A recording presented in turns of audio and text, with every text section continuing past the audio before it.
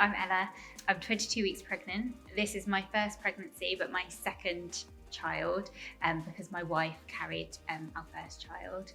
And yeah, took a while to be pregnant because of lockdown and fertility clinics closing and things. But then it happened quite quickly in the end.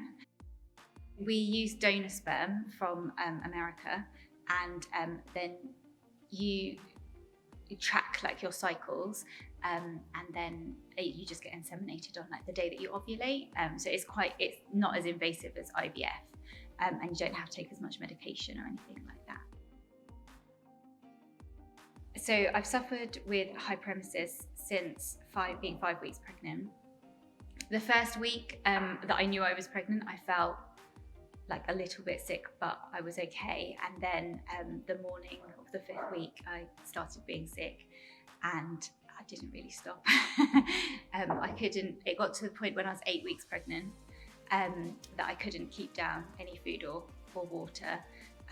So I ended up going to see the GP. I had spoken to them on the phone, but because of lockdown, I wasn't able to see anyone face to face, and I got different GPs that said was quite normal, and that it was pregnancy sickness and just have ginger and it'll be fine.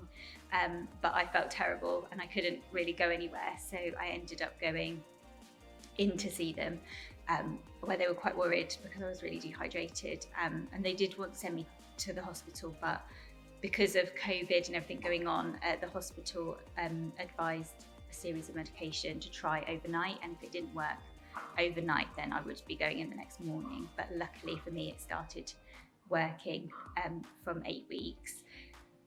But I still have days where I'm sick and I can't keep anything down, and days when I feel much better. It's more, now that I'm 22 weeks, I have more good days than bad days, but the bad days feel worse because it comes out of the blue and I just can't get out of bed anymore. And looking after my daughter, just making her breakfast in the morning is like the hardest thing, because opening the fridge is just just the worst enemy. So yeah, on 3 different types of antiemetics, and then I'm on sort of medication for reflux as well, and I had an underactive thyroid, so I've had to start taking medication for that too. So I'm on more medication now than I have been my whole entire life. But yeah, at the moment it's working, so it's just keeping going. The doctor and the midwife wanted me to stop taking my medication around 13 weeks. But once I started decreasing it, I became more ill again. So they agreed. But I spoke to the pregnancy sickness support on Instagram, and they said no, I can stay on the medication. So with their support, I had more confidence to say I need to carry on with it. And the doctor agreed that being dehydrated was worse for the baby than the medication that I was taking. So I stayed on the medication. I'm hoping to give birth in the birth centre, which is where my first daughter was born. I'm really excited about completing our family.